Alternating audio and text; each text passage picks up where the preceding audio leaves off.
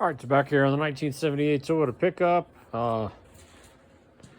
Just decided to put its ugly face on it for a little bit. It's all beat up and haggard, but so am I. So I'm trying to see what sort of clearance I have and what kind of intercooler I'm going to have room to fit in here. So I'd already cut out a bunch of stuff on the inside in order to make room for the radiator. And so all the way up to that edge, right up in here, is where the radiator comes. And then there ain't hardly any room from, where the engine mounts right there to where the radiator goes in. So there's no way I'm fitting the intercooler in between the engine and the radiator, which, for airflow, I wouldn't want to do that anyway. But that ain't gonna work.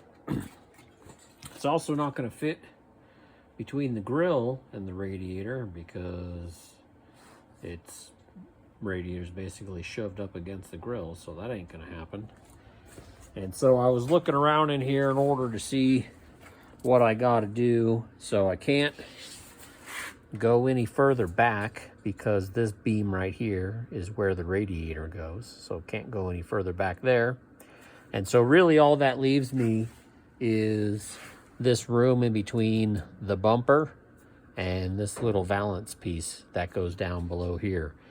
And pretty much any decent intercooler is going to be 3 inches wide, 3 inches thick. And so I got like almost exactly 3 inches from the front edge of this bumper to where this back edge piece comes where the radiator mounts. So this valance ain't gonna happen. There's just no way that's gonna be able to be in there. So from a dimension standpoint, it's looking like I'm gonna get something that's 24 inches wide, and then I'll be able to go 3 inches thick and then 8 inches down. So I'll be able to come, down from the bumper 8 inches. And coincidentally, it takes it just to right around where the valance is.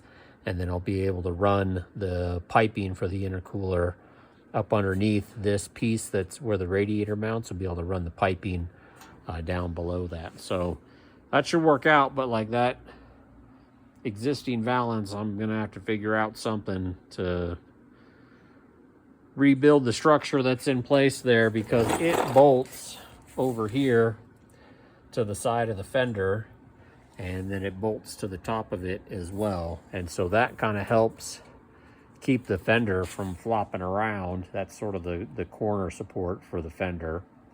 And so if I cut everything out of the middle, then this whole valance will be flopping around. It doesn't tie into anything in the middle. And so I'll need to figure out some sort of mount that goes, from this valance like into something else back there, in order to make sure that when it's hooked in on the fender side that it's not just going to be flopping around. But that's been everything here. I'll have had to fabricate and figure out. The other thing I'm working on is just amassing an insane number of fittings. And so I got a couple of crazy weird ones. So this is a banjo fitting that will go from the existing fuel system over to dash 6 AN line. And so that'll be good because I'll be able to go directly from the feed side of the fuel rail directly to dash 6. So that's a good one. I got some elbows that I need to go from the top of the fuel tank. This is the return side. And so again, sort of a goofy looking fitting here.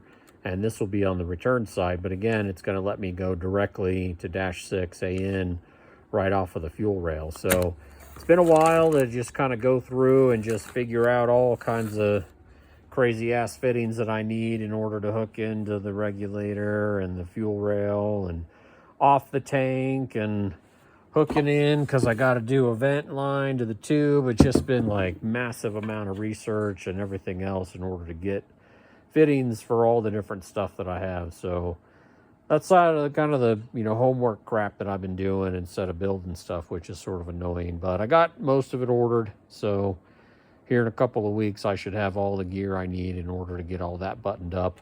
Same thing I did for the brake system, is just sort of go through all this stuff. Ordered, benders and more line and more fittings and all kinds of other stuff. So I got a bunch of line here that I'm going to need. Got a little bit of flex line that's going to go from where it bolts into the frame to where the rear end goes in. Mess of fittings all over the place. So accumulating goodies and planning crap out at this point. So, not building anything, just accumulating stuff. So hopefully through, the end of year, vacation and crap, I'll have all the stuff I need and won't be stuck doing nothing. Yeah, it's been good. So annoying to do all that planning crap, but necessary. All right, thanks. See you on the next one.